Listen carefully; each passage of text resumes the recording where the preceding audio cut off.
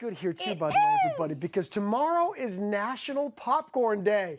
So I'm in the kitchen with Maria, who's making her delicious popcorn balls that are perfect combination of sweet and salty. Oh, Maria, it these are so doesn't good. get much better than that. National Popcorn Day. And right? It's perfect timing because of all the movies this weekend on Hallmark Channel and all the movies on Hallmark Movies and Mysteries. Yes. So it's the perfect time to make a bowl of popcorn and some popcorn balls and just kind of cozy up. It sounds like a perfect weekend for me. It does, and I'll out you a little bit here. This is a recipe that you used to do with your mom. Yes, this is your mom's. This is my mom's recipe. I have added a few things to make it a little bit more gourmet and fancy, and some really special. Okay, Yeah. we get started.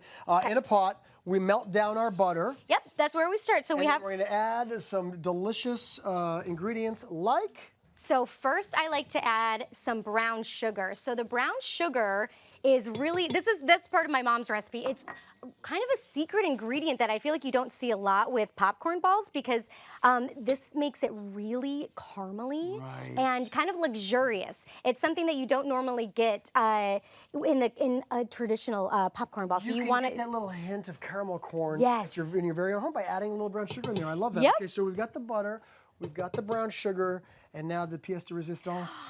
The marshmallows. That's right. That's French for marshmallows. Yes, that's French for marshmallows. So just add the marshmallows in. I'll get corrected on that one, I'm sure. I'm sure there's a fancier French term for marshmallows. Now, Maria, you're using the mini marshmallows. Yes. Why is that? I use the mini marshmallows because as they melt down, I feel like you have a little bit more control. So I actually let them melt till they are not completely melted. And the reason being that when I add the popcorn in, you actually can have little bursts of marshmallows in there if you do that. So yeah, I don't like to let them melt down completely because so you like to have just little pieces. So is that when you know that it's melted enough? When you see those mini marshmallows melted down, just a little pieces that. And there's just like popcorn. there's just a little bit. And the thing about mini marshmallows too is after you add the popcorn in, you could always add a few more of the minis in there, and that kind of gives you that extra little bite of the marshmallow too, if you're a marshmallow lover like me and Cameron. How long does it usually take to melt those down, sir? Oh, not very long, just kind of a few minutes. You can see here that they're starting to come together, and so you see the brown sugar.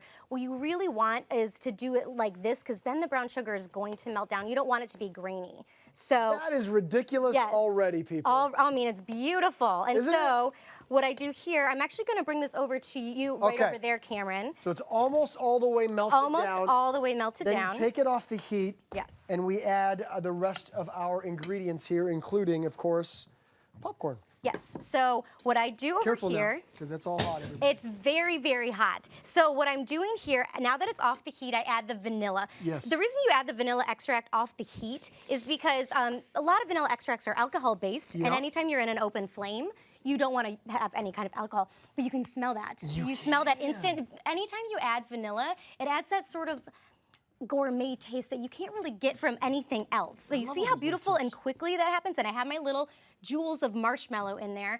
And what I do now is just add the popcorn keep stirring while you're doing that. Oh, How well, about look at that. See, that way I feel like I'm involved. You are super involved. Okay.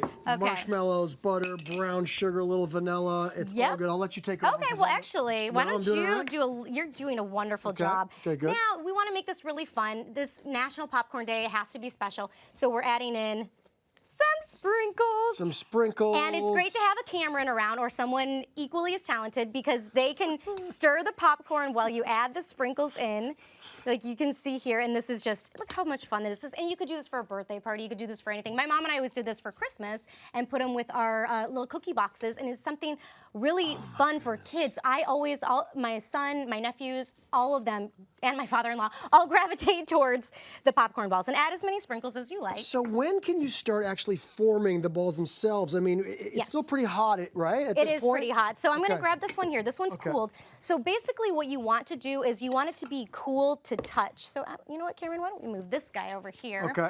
Okay, so you want it to be cool so that you can actually touch it. So what I do is I put some cooking spray on my hands. Come on. You ready for it? Yeah. You're committed now. I am, I'm in. Cooking spray.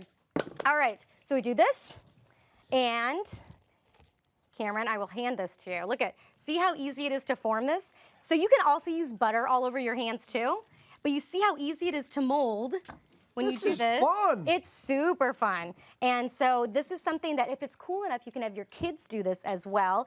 Also something that is, yes, your hands are gonna get sticky, and then you just sink a couple bites. Yeah, you shape some, you eat some. And your hands will get sticky, and when they continue to get sticky, just grab some more of the cooking spray. Okay, now, we're not done yet. not Because done yet. I talked about the sweet and the salty, right? So at this point, once they've cooled down a little bit, we add a little bit of sea salt. Okay, so this is my last sort of gourmet touch that I really wanted to add to make them extra fancy.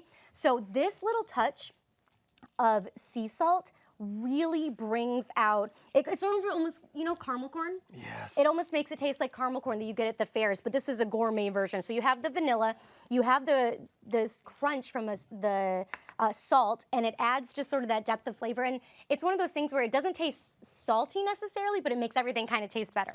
Ooey, gooey want some salt? goodness. Yeah, Here. take a little, You just go in for it. I am going for it, a little sea salt on that, Maria.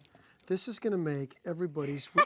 You need more cooking spray on your hands, or butter. We're looking about, but the cooking spray is a little bit much, everybody. But yes, you're gonna get a little bit messy, but that means it's gonna be super tasty. Thank you so much, Maria, for this.